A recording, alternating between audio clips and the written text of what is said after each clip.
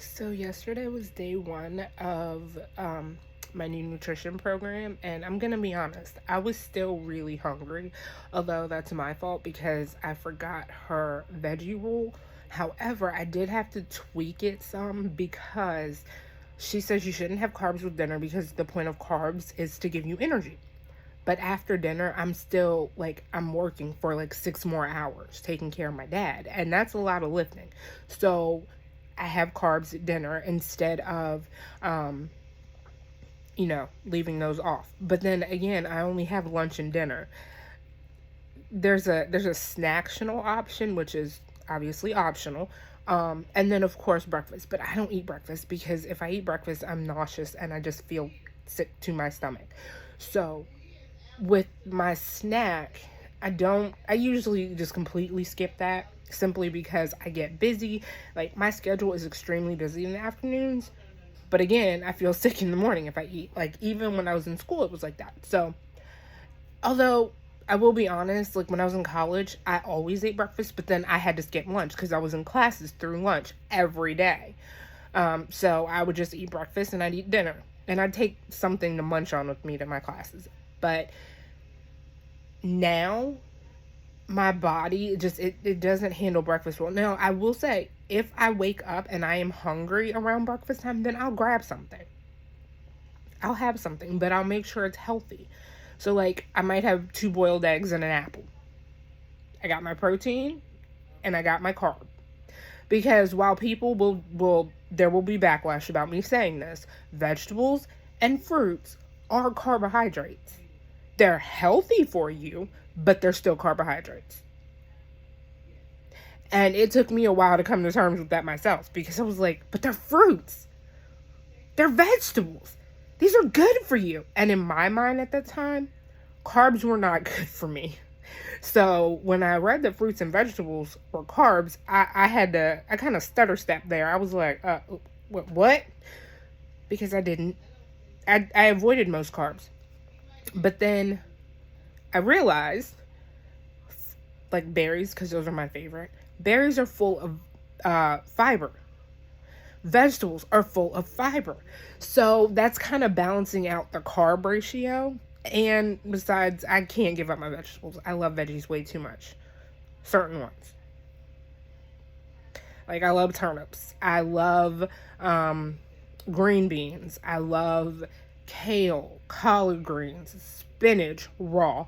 Will not eat cooked spinach. It makes me gag. But vegetables are my jam. Like I will sit and eat baby carrots, and me and my brother joke about this because he's like, ew, that's gross. I can't eat raw vegetables. I'm like, no, you just don't want to. You can. It's not gonna kill you. But you just choose not to. And there's nothing wrong with that. I know people who they don't digest raw vegetables very well. But that's not me. Like I will eat raw broccoli, cauliflower, carrots, tomatoes, not like tomatoes, but like the cherry tomatoes. And I love green grapes. Do not give me red grapes. Oh my gosh, I'll eat them, but I really don't like them that much. To me, they're too sweet. Whereas green grapes are slightly sour. But that's like, I will take a lemon and just suck on it. I like sour foods. But so, I do feel better now that, I'm adhering to a new plan. And I will admit, I do have more energy. I woke up this morning tired, but that was because of how late I went to sleep. So that kind of accounts for that. But I'm sticking to the plan today. I'm going to give it 30 days and see if it's something that I can continue with. And if I feel like I can't and I need to go back to my gut health program, then I will do that. Or if I feel like I need to switch to using the containers, I'll do that. But this is all, really and truly, I have learned that nutrition is all about trial and error. You have to find what works for you. And what works for me may not work for you. What works for you may not work for somebody else. We're all so different. But that's why we have different nutrition programs to offer. Although I will say, if you join me, squash that. When you join me, I will start you on the gut health program simply because everybody has some form, or most people, not everybody, but the majority of people have some form of undiagnosed food sensitivity, intolerance, or allergy that they don't even know about. I became allergic to tree nuts. I didn't know what was happening, but I knew I loved my almond milk. Had to give that up for a while. And so, because I'm allergic to soy, and I just don't like soy anyway, soy milk wasn't an option. Rice milk, in my mind, I don't want rice milk because, first of all, how do you make milk out of rice?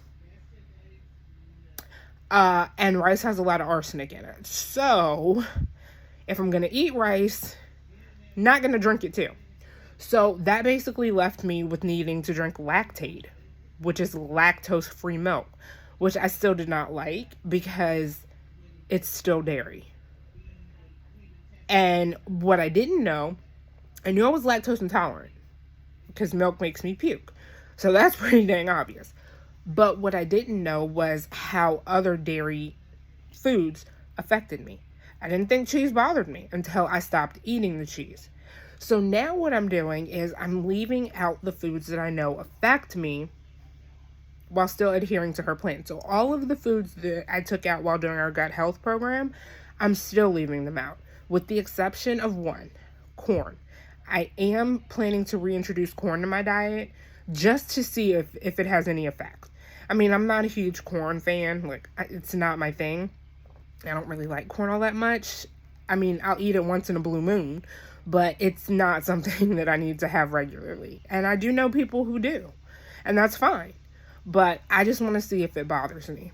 Because if it does, well, that's a food I'm not going to have trouble giving up. With the exception of maybe popcorn. But I've given it up before. So, But I do want to point out that each of these nutrition plans are based on a specific premise. The one that the gut health program, it's based on, well, obviously, healing your gut and getting rid of the things that may bother you. The other nutrition program we have that was created by our nutrition expert, it's all about portion control. Because, let's be real, in America, portions are out of control. Like, what you get in a restaurant is about, depending on what it is, it could be anywhere from 2 to 4 portions on one plate. That's a problem. Because basically you're overeating in that one meal. Like, you're eating more in one meal than you should really be eating all day, or at least getting more calories. That's not good. So I love her approach to portion control. And then the other program, it's all about volume eating. The one that I'm doing now, yeah, it's about volume eating and the 4 principles that actually helped our nutritionist lose over 100 pounds, as well as lose her baby weight from her daughter and now her son.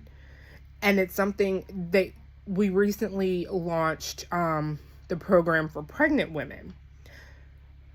So she put her principles in there. Now, I will say I have not seen that one because I did not buy it because I do not need it. Like, I'm not pregnant.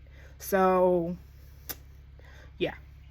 And based on what I've heard, it's really no different than the original. You up a few things, but for the most part, it's the same. So until I'm pregnant, I can stick with the original.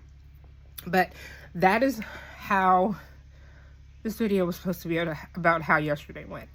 It actually went pretty great, and I feel good today. Like, my body's not hurting. I was having a flare-up yesterday. I don't know why. Or, well, it wasn't, I don't want to say it's a flare-up because it was basically like where I have the breakout on my inner thigh, it was burning. And it randomly does that. So I must have